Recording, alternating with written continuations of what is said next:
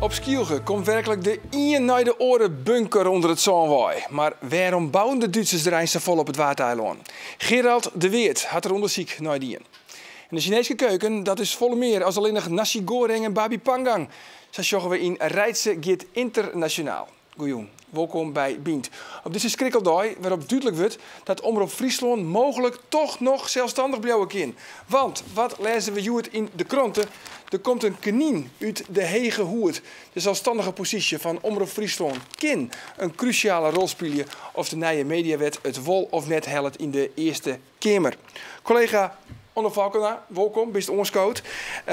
En dan volgens dit debat. En sinds morgen Anne Peer hier. Sinds morgen naar Den Haag daar. Had de Eerste Kamer daarover debatteerd. Maar even voor de mensen die het misschien net weten, even in het kwart. Wat hoort die mediawet in? Bij de mediawet gaat het om een stevige bezuiniging. Zontje miljoen bijgelijks op alle regionale omroepen. Maar het gaat ook om een reorganisatie. Dus alle regionale omroepen, dat zo één centrale organisatie willen moeten. De RPO. Nou, dat is dus correct waar het zoveel om te dwaan is.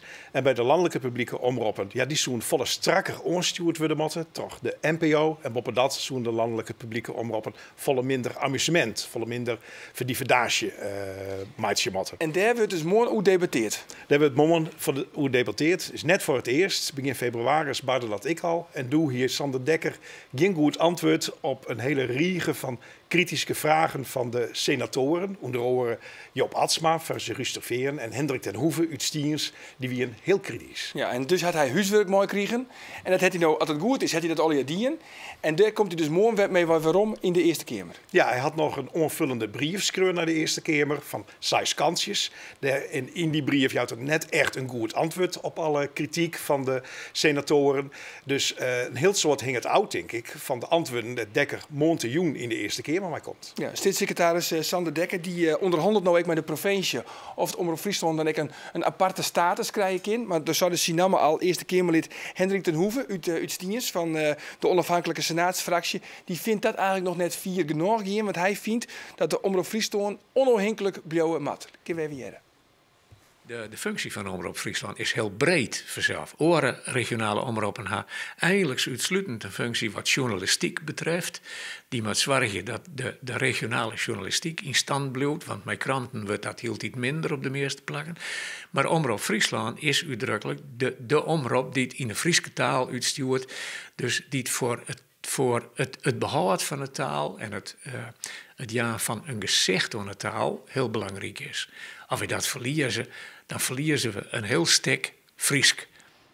Ja, dat zou je Hendrik ten Hoeve. Wat wist jou eigenlijk, Rijtse? Wist jou dat Omroep Friesland zelfstandig blijven had? Nou, alleen om deze redenen die het nou direct onjongeren 100% moeten we zelfstandig blijven. Want we verliezen een stukje taal. 1 keer 14, bloed 14. Ik denk net als dat we ooit weer waarom draaien kennen. Dus dit zijn hele cruciale dingen die nou maar dat preekt ik wel een beetje voor eigen parochie. Absoluut. maar dat is eerlijk. Maar en ik denk dat is ook even een heel serieus op antwoord. Dat vind ik echt, ja. Want ik vind het echt weer heel erg belangrijk. En dat de bezuinigen worden met, nou, ik kan me net heugen in de laatste jaren wat ze hier al net dienen aan bezuiniging. Dus dat voldoen we alle rond, toch, Onno? Er is al stevig bezuinigen en dan kom ik weer een nieuwe bezuinigingen om. En nou ja, Hendrik de Hoeve is zelfs net de enigste, want er bestaat ik een club, de Vreunen van Omroep Friesland. Ja. Maar een paar 1000 leden, die had ik een paar 100 leden bij kregen. Ja, die zitten morgen. Ik werk op de publieke tribune van de Eerste Kamer, in Pompenblijde trui, de vastzitter. Maar toch, Onno, de cruciale vraag is natuurlijk of de stem van Hendrik ten Hoeve aan het verschil maatje kan. In theorie ken dat, want waarnemers die denken dat het mogelijk deel komt op een stemverhouding van 38 om 37. Dus 38 voor 37 tjen of krijgt andersom. Ja, 24 leden bij 38 hij de meerderheid. Ja, en boven dat had de coalitie van PvdA en VVD die had geen meerderheid in de Eerste Kamer. Dat betekent dat bij elk wetsvoorstel dat je toch de Eerste Kamer hel je willen, moet je dus eens maar een meerderheid creëren.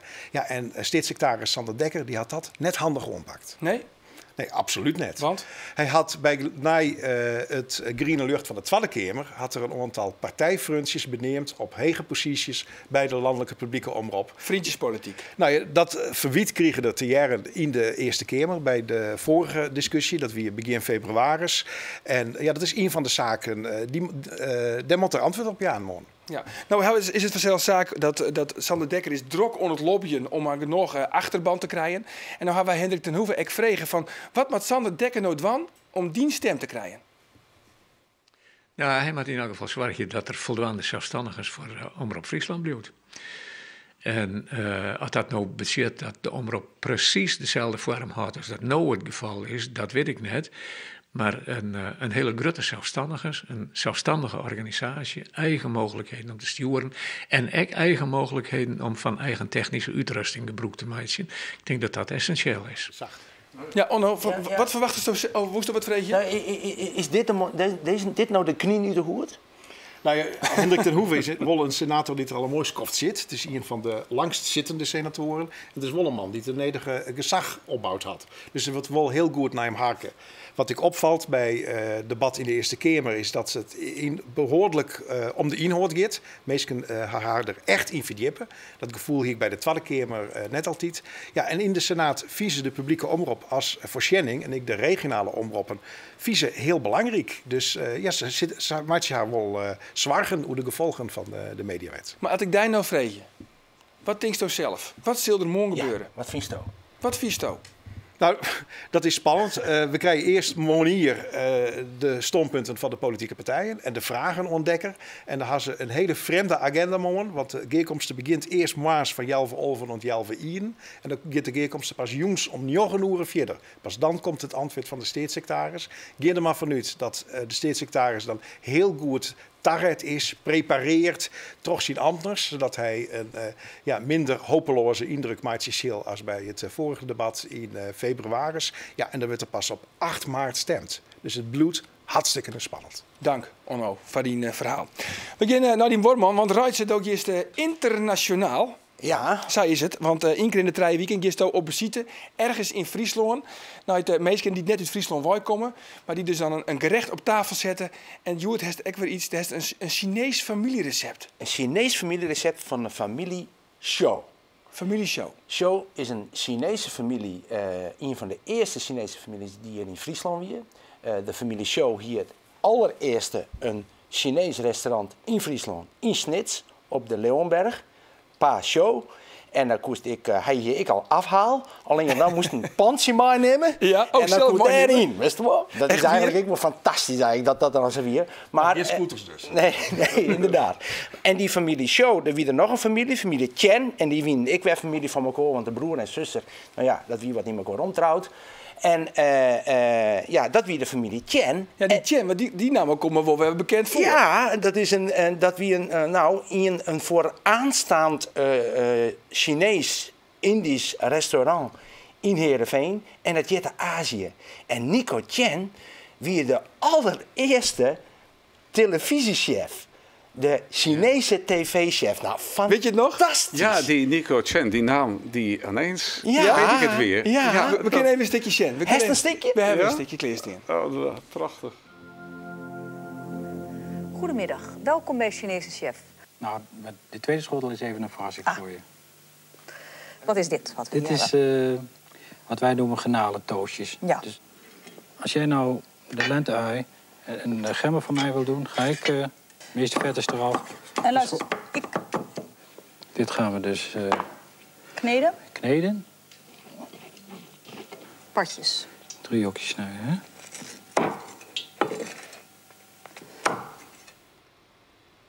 Dus de eerste televisiekok. En Gerard, herinnert het die direct weer? Ja, ineens weer die naam ook. Want Ja. ik had een associatie met Nico Chen, nicotine. Dat vond ik een hele vreemde combinatie, wat niks met Chen. China te maken had. Maar, Helaas ons ontvallen.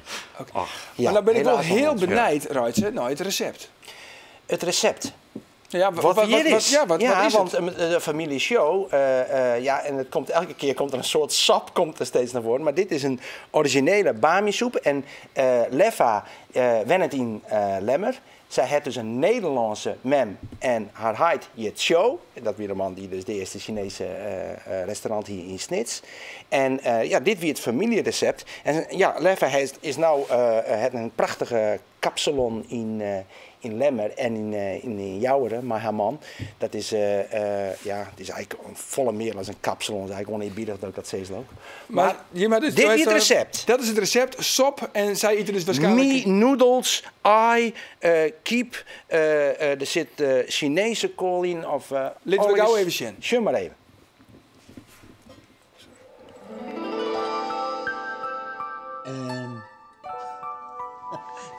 Kippensap? Nee, Ruitse, niet helemaal. Oké, want? Kippenbouillon. Oh ja, oké. Wat denk je wat we gaan maken? Nou, ik denk, hij is noedels en Chinese kool, aaien. Let meer hier, sap uit China. Yes. Als ik in moeilijkheden kom? Dan ben ik paraat. Oké, nou, on de slag. Ja, echt moeilijk is net. Deze bami-soep is eigenlijk iets wat vrij makkelijk is. Een hoop mensen kopen nu een kant-en-klaar bakje waar je dan kokend water in doet. Ja, dat lijkt niet op de Chinese bami-soep die je eigenlijk zelf klaarmaakt. Dus daarom dacht ik dat dit een leuk gerecht was en makkelijk voor iedereen. Oh, lekker hè, mooie frisse groenten. En er wordt dan ook regelmatig... Rijd ze even rustig. Snij je maar het spul. Door de week werken we allemaal. En dit is toch iets wat vrij makkelijk te maken is. En ja, eten verbindt. Dus als het gezin er is, dan wordt er altijd gekookt eigenlijk. Nou begint het toch echt een beetje Chinees te roepen, hè, heren? Hey. Je moet leren proeven om zoet, zuur en scherp te combineren. En dat is eigenlijk ook de uitdaging van ook de thuiskok. Het is natuurlijk typisch Chinees, hè. Een beetje een omeletje erin.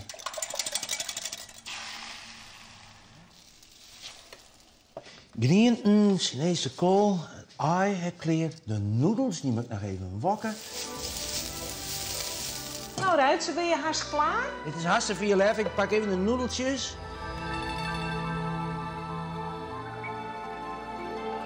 Je houdt ze zo beet. Zo. Ja? En eigenlijk doe je dan met die bovenste bewegen. En dan heb je je lepeltje er altijd naast en daar doe je de soep mee. Oh, dus en dan... Ja, en je mag slurpen, hè?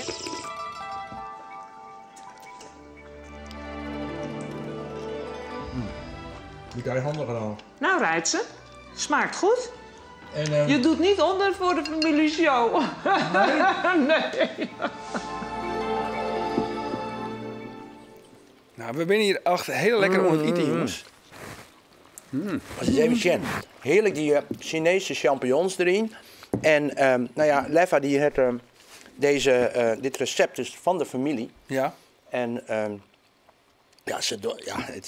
het klopt perfect. En het leuke ervan is dat we zetten het op de side. Dus meesten kennen het thuis ik maar maatje eenvoudig te maken. En je kent Is het net zo dreig? Nee? Nee, hè. En je kent echt heel simpel, maar je kent ze scherp, maar je zelf hoor. Je zet er door een beetje sambal erin, wat kan heel lekker wezen. Is heel erg lekker. En er zit een ei zit erin, er zit mooi die noedeltjes erin. En het is echt zo'n eetsoep, hè. En dan lekker maar zo'n vorkje en dan heerlijk en slurpen, hè. Dat maar, hè. Slurpen? Ja. Heerlijk slurpen. Ja. Het is misschien het is echt, meneer Degger even op heel erg tracteren. Ik ben legaal misdragen. Ja, toch? Ik lees even wat voor, jongens. Iets rustig terug. Want de Tigerstelling op Skielge, die wie in de Tweede Wereldoorlog van groot strategisch belang voor de Duitsers. Het complex onder Ronne van West bestaat uit meer dan 90 bunkers. Maar als belangrijkste functie het opsporen met de radar van allieerde bommenwerpers. Zo'n 2 jaar werkt de stichting Bunkerbehoud ter Schelling der Huttongen om de Tigerstelling onder het zo'n te hellen. En toegankelijk te maken voor het publiek. Gerald de Weert, oud-directeur van Museum Behouden Huis. Ik ben ik druk dwanden om het toegankelijk te maken voor de meesten daar, om het al vrij te maken. Maar even die Tigerstelling, waarom wie die nou zo wichtig voor de Duitsers? Nou, omdat het een heel belangrijk strategisch punt was. Terschelling ligt precies op de noordwesthoek van Nederland. En de bommenwerpers vanuit Engeland waren bang om boven land te vliegen. Vanwege het luchtdoelgeschut. Dus als, en die moesten al naar Hamburg? Ja, voor de bombardementen op Hamburg en Bremen, dus in Noord-Duitsland, vlogen ze zoveel mogelijk over het water, over de zee. Maar de oriëntatie was natuurlijk vooral 's nachts vliegend lastig.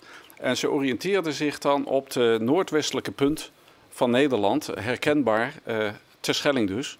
En vanuit Terschelling vlogen ze dan weer nog wel buiten, niet boven de eilanden, maar bovenlangs, aan de noordkant. Daar vlogen ze door in oostelijke richting naar Hamburg en Bremen. En die tegenstelling, die wie zeer succesvol, toch?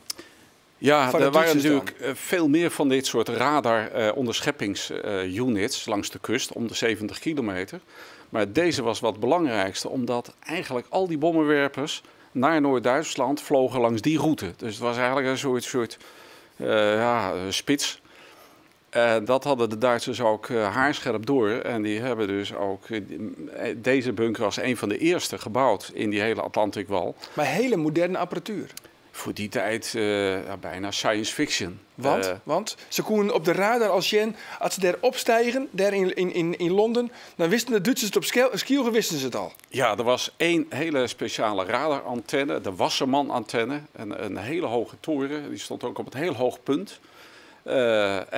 Die kwam zelfs ver boven de Brandaris, de vuurtoren uit.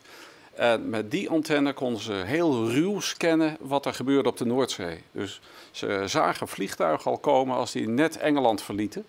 Dan hadden ze al ruwweg te pakken dat er iets in de lucht zat. En dus, hier die Engelsen zoiets, die waren er natuurlijk helemaal flauw van. Die tochten van, moeten dat plat bombarderen.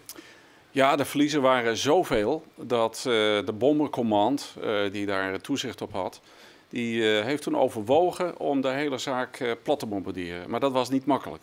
Die bunkers zaten heel diep, strategisch ingebouwd in het duin, met ook begroeiing eroverheen. Ze waren heel moeilijk te traceren, vooral in die tijd. En de enige oplossing was om dat te doen, was een enorm zwaar bommentapijt over heel Westerschelling te gooien. Met alles wegvegend wat er in de grond zat. Met enorme gevolgen, of niet? Ja, dramatisch als dat gebeurd was.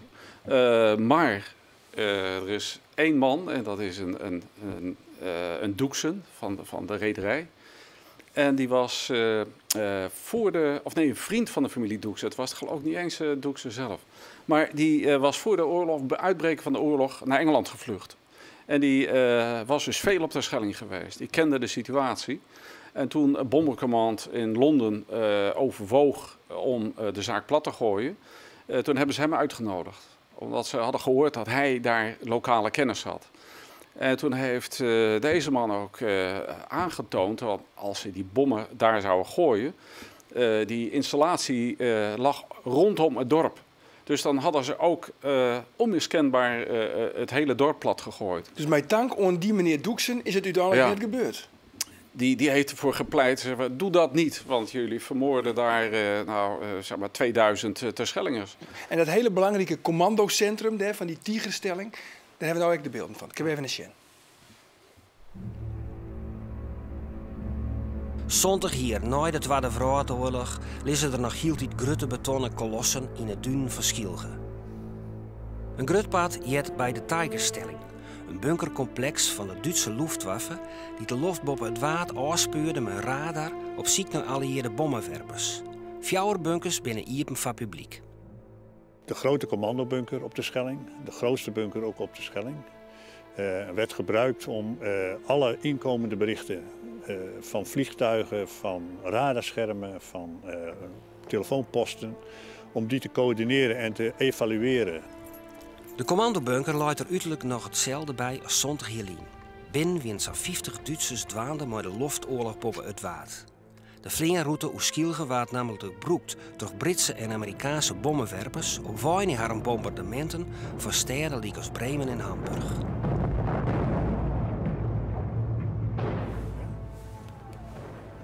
Het hele bunkercomplex op Skielge draaide eens om dit commandocentrum.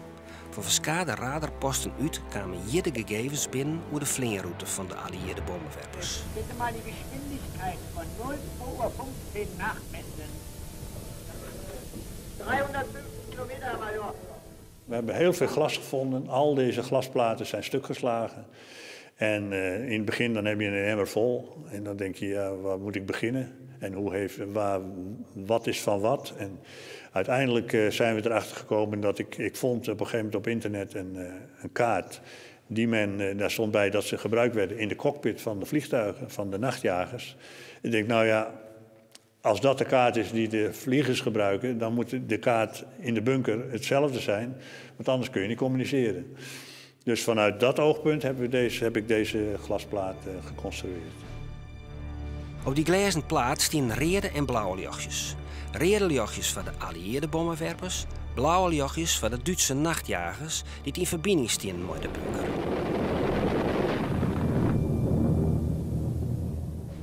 In de oorlogsjaren binnen er op deze manier zo'n 200 bommenwerpers delsketten op het waard. In 1944 wie de oorlog dien, maar de bunkers lagen er nog heel tijd. Net meer in gebruik, maar zeker net vergeten. We hadden natuurlijk vroeger hier de bekende bunkerfeesten. Vooral in de zomer, als er veel toeristen waren. Veel vrouwen uiteraard. En dan werd er 's avonds gemompeld in de dancing van er is een bunkerfeest op de Tiger. En toen strompelden we allemaal hier naar die Tiger en dan hielden we hier de afterparty.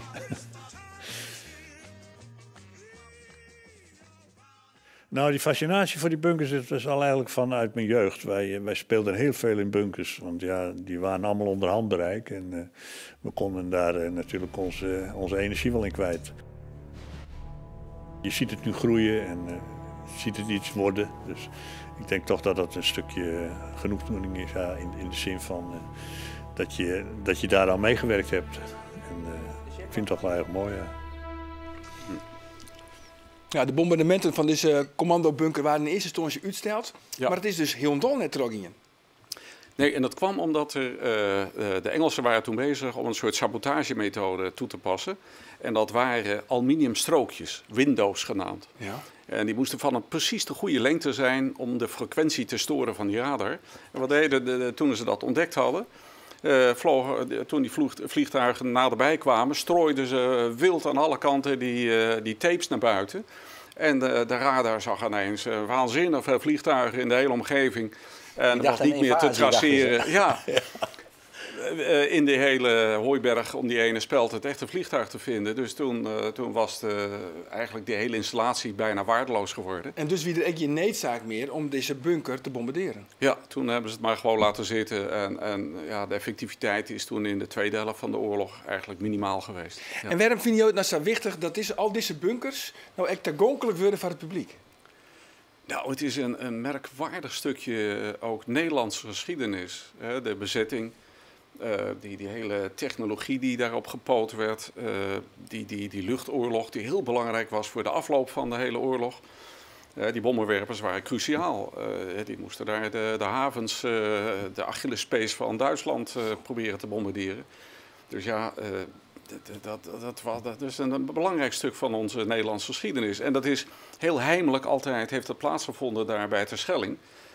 Maar door die bunker en door dat hele verhaal weten we nu pas wat voor impact dat gehad heeft. Ja. Fascinerende verhalen altijd, hè? Was er geen verzet in Terschelling? Ja, was nauwelijks mogelijk.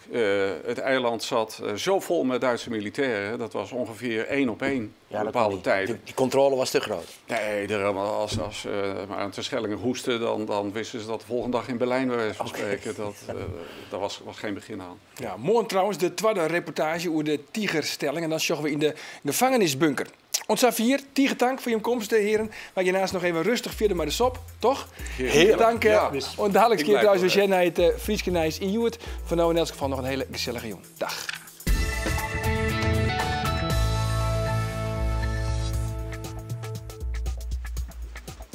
Hey, viel het jou wat beter? Nee. Nou, maar gauw even temperaturen. Dan stekken wij morgen de thermometer in de bouwsector. Eens even zien dat die ervoor zit. Viel me een stuk beter. Nou, mooi.